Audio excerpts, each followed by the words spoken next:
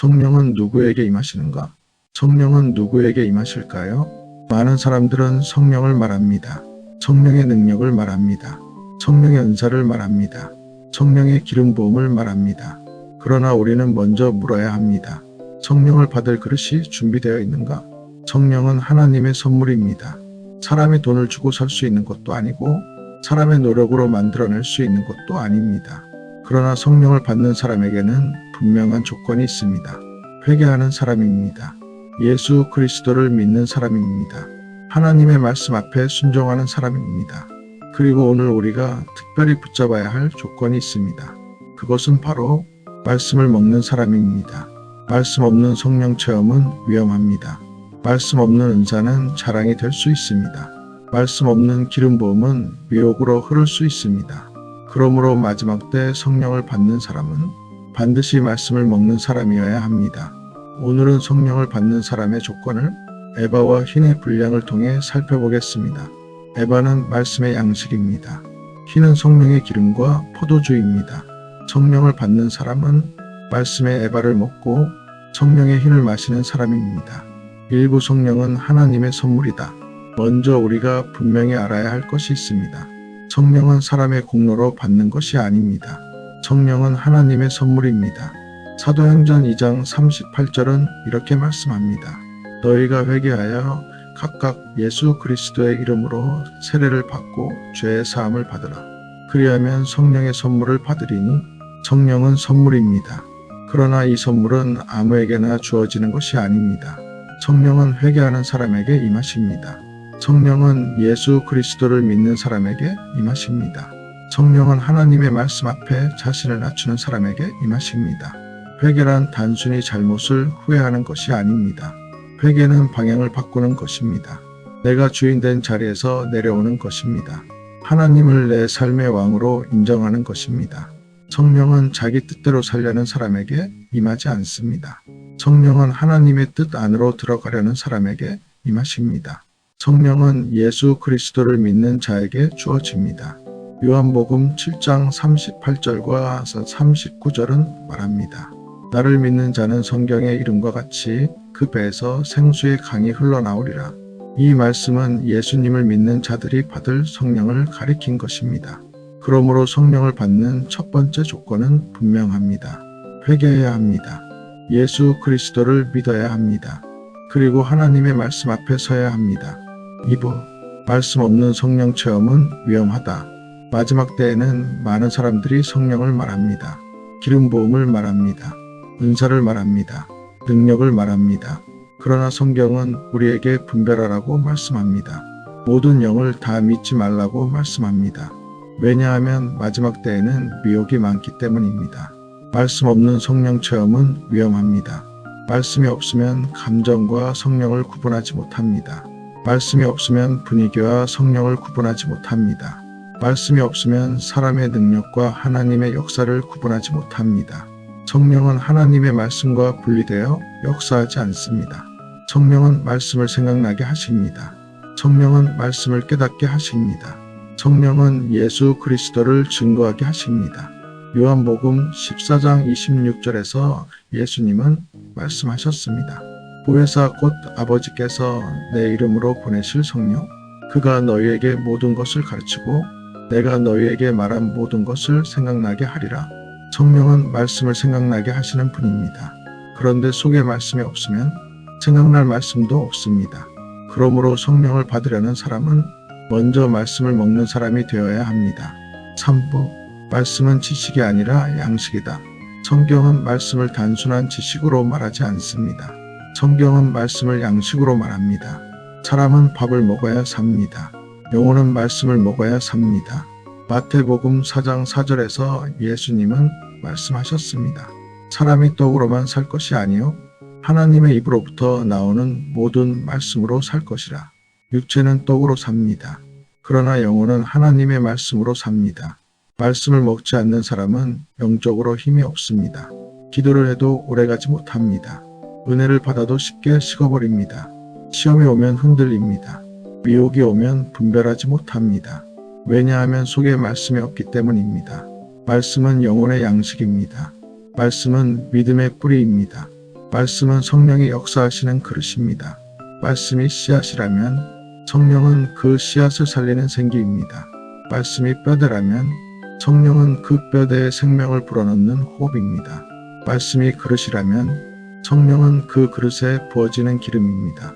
그러므로 성령을 받는 사람은 말씀의 그릇을 준비해야 합니다. 4번 에바는 말씀을 먹는 분량이다.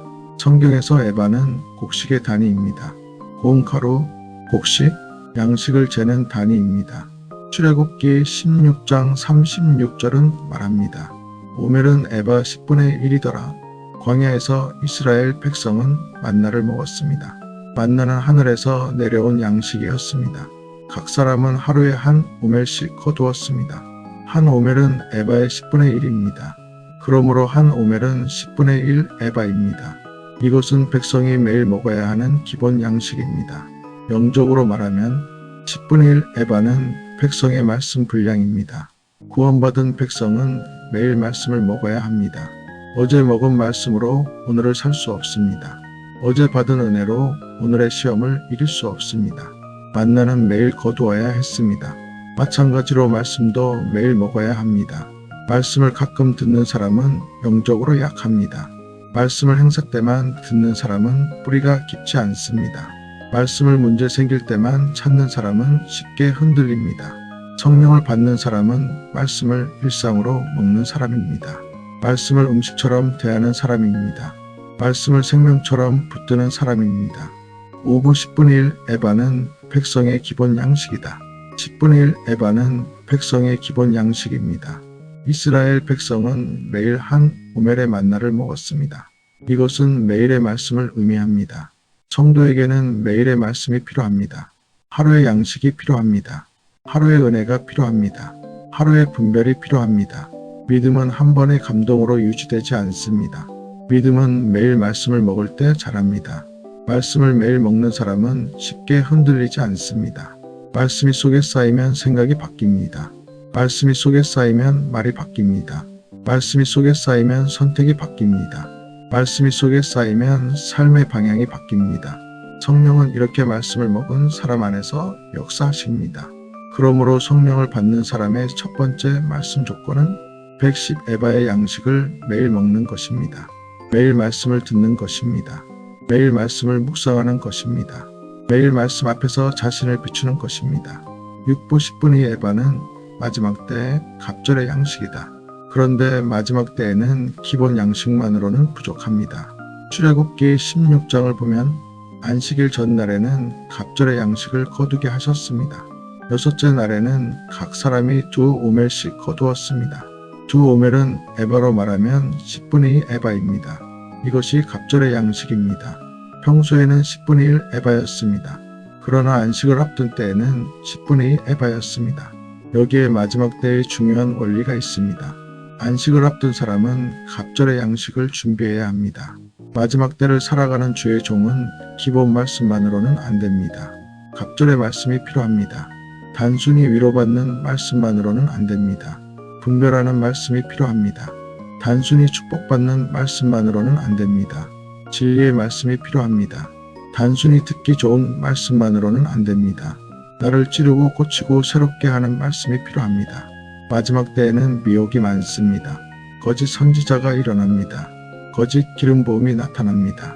사람의 욕망을 하나님의 뜻처럼 포장하는 일이 많아집니다.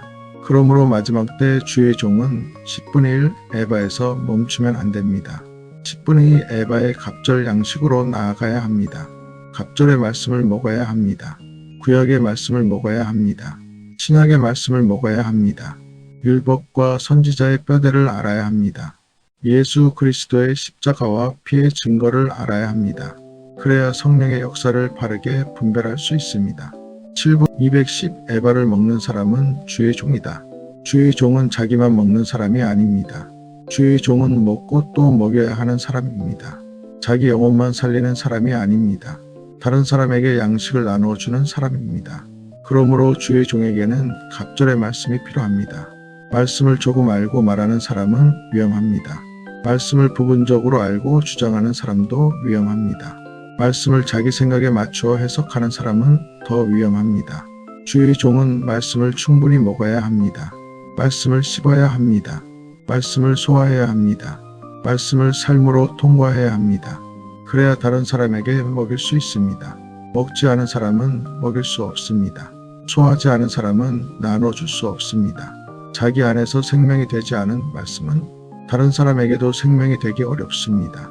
마지막 때 주의 종은 210 에바의 말씀을 먹은 사람입니다. 갑절의 양식을 준비한 사람입니다.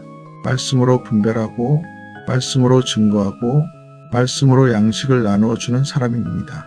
8부 흰은 성령의 기름과 포도주의 분량이다. 에바가 말씀의 양식이라면 흰은 기름과 포도주의 단위입니다. 흰은 액체의 단위입니다. 기름과 포도주를 재는 단위입니다. 영적으로 보면 기름은 성령의 기름 부음을 의미합니다. 포도주는 예수 그리스도의 피와 새 언약의 생명을 의미합니다. 민수기 15장에는 제물에 따른 분량이 나옵니다. 어린 양에는 고운 가루 10분의 1 에바와 기름 4분의 1 흰, 포도주 4분의 1 흰이 드려집니다. 수양에는 고운 가루 10분의 2 에바와 기름 3분의 1 흰, 포도주 3분의 1 흰이 드려집니다. 수송아지에는 고운 가루 10분의 3 에바와 기름 2분의 1 흰, 포도주 2분의 1 흰이 드려집니다. 여기서 중요한 원리가 보입니다. 말씀의 분량이 깊어질수록 기름과 포도주의 분량도 깊어집니다. 10분의 1 에바에는 4분의 1 흰이 연결됩니다. 10분의 2 에바에는 3분의 1 흰이 연결됩니다. 10분의 3 에바에는 2분의 1 흰이 연결됩니다. 이것은 영적으로 매우 중요합니다. 말씀의 그릇이 커질 때 성령의 부으심도 깊어집니다. 말씀의 뼈대가 세워질 때 성령의 생명이 그 안에 흐릅니다. 9부 마지막 때 주의 종의 분량은 10분의 2 에바와 3분의 1 흰이다. 마지막 때 주의 종에게 필요한 분량은 무엇입니까? 그것은 10분의 2 에바와 3분의 1 흰입니다. 10분의 2 에바는 갑절의 말씀입니다. 3분의 1 흰은 제사장적 기름 부음입니다. 다시 말하면 마지막 때 주의 종은 갑절의 말씀을 먹고 제사장적 성령의 기름을 받아야 합니다. 이 사람은 단순히 은혜 받는 백성에 머물지 않습니다. 말씀을 먹고 말씀을 해석하고 말씀을 증거하고 다른 사람에게 양식을 나누어 줍니다. 이 사람은 자기 감정으로 말하지 않습니다. 자기 경험만으로 말하지 않습니다. 자기 생각을 하나님의 뜻처럼 말하지 않습니다. 말씀을 먹은 만큼 말합니다. 말씀에 붙잡힌 만큼 증거합니다. 성령의 기름 부음 안에서 예수 그리스도를 드러냅니다. 성령은 예수님을 증거하시는 영입니다. 성령을 받으면 사람은 자기 자랑을 하지 않습니다. 자기 이름을 높이지 않습니다. 자기 체험을 절대화하지 않습니다. 성령을 받은 사람은 예수 그리스도를 높입니다. 십자가를 증거합니다. 예수의 피를 증거합니다. 하나님의 나라를 증거합니다. 10부 말씀과 성령은 함께 가야 한다. 말씀만 있고 성령이 없으면 메마른 지식이 됩니다. 성령을 말하지만 말씀이 없으면 감정적 체험이 됩니다. 하나님은 이 둘을 함께 세우십니다. 말씀의 에바와 성령의 흰이 함께 있어야 합니다. 에스겔 37장을 보면 마른 뼈들이 나옵니다. 처음에는 뼈들이 서로 맞추어집니다. 힘줄이 생깁니다. 살이 오릅니다. 가죽이 덮입니다. 그러나 아직 생기는 없습니다. 형체는 있지만 생명이 없습니다. 이것은 말씀의 구조는 있지만 성령의 생기가 없는 상태와 같습니다. 그 후 생기를 향하여 태어날 때 생기가 들어가고 그들이 살아나 큰 군대가 됩니다. 말씀의 뼈대가 필요합니다. 그러나 생기도 필요합니다. 에바가 필요합니다. 그러나 힘도 필요합니다. 말씀의 양식이 필요합니다. 그러나 성령의 기름과 포도주도 필요합니다. 둘 중 하나만 있어서는 안 됩니다. 말씀만 있고 성령이 없으면 마른 뼈가 됩니다. 성령을 말하지만 말씀이 없으면 흔들리는 감정이 됩니다. 하나님은 마지막 때에 말씀과 성령이 함께 있는 사람을 찾으십니다. 11부 성령 받는 사람의 6가지 조건. 이제 성령을 받는 사람의 조건을 정리해 보겠습니다. 첫째, 회개하는 사람입니다. 자기 뜻에서 돌이켜 하나님의 뜻으로 돌아오는 사람입니다. 둘째, 예수 그리스도를 믿는 사람입니다. 성령은 예수님을 믿는 자에게 주시는 하나님의 선물입니다. 셋째, 말씀을 먹는 사람입니다. 매일 말씀을 먹고 말씀으로 생각하고 말씀으로 분별하는 사람입니다.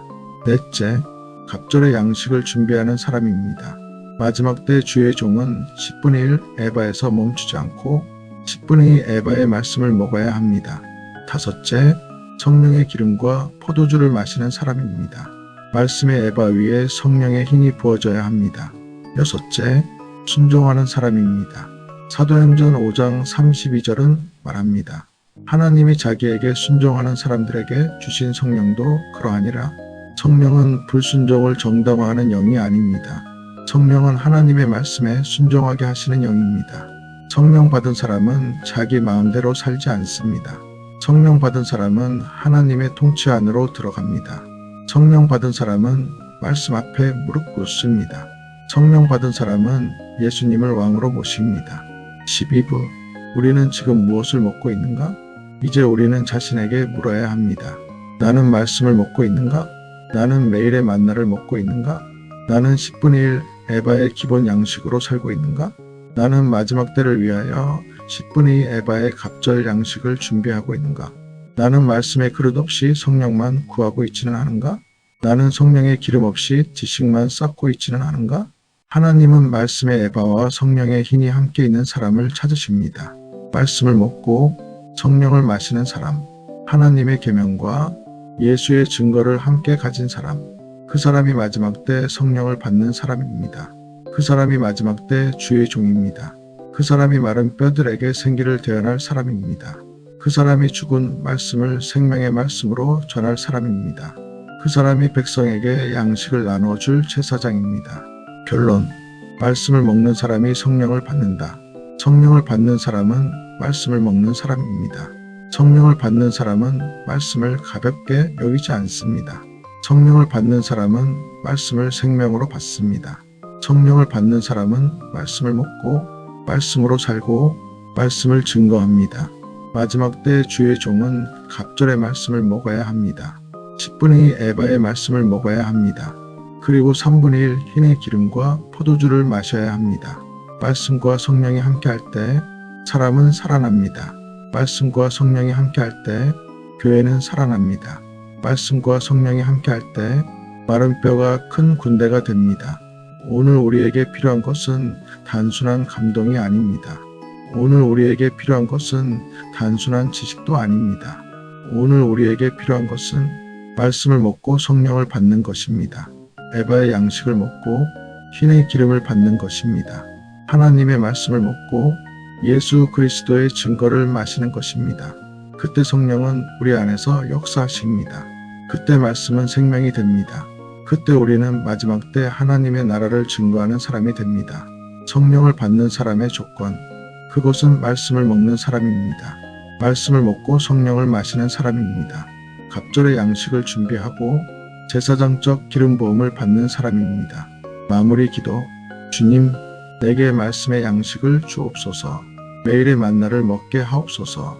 10분의 1 에바의 기본 양식에 머물지 않게 하시고 마지막 때를 위하여 10분의 2 에바의 갑절 양식을 먹게 하옵소서.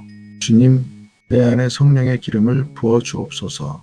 말씀 없는 체험이 아니라 말씀 안에서 성령을 받게 하옵소서. 지식만 쌓는 사람이 아니라 말씀을 먹고 생명을 전하는 사람이 되게 하옵소서. 하나님의 말씀과 예수의 증거를 가진 자가 되게 하옵소서. 마지막 때 주의 종으로 세워 주옵소서. 예수님의 이름으로 기도드립니다. 아멘.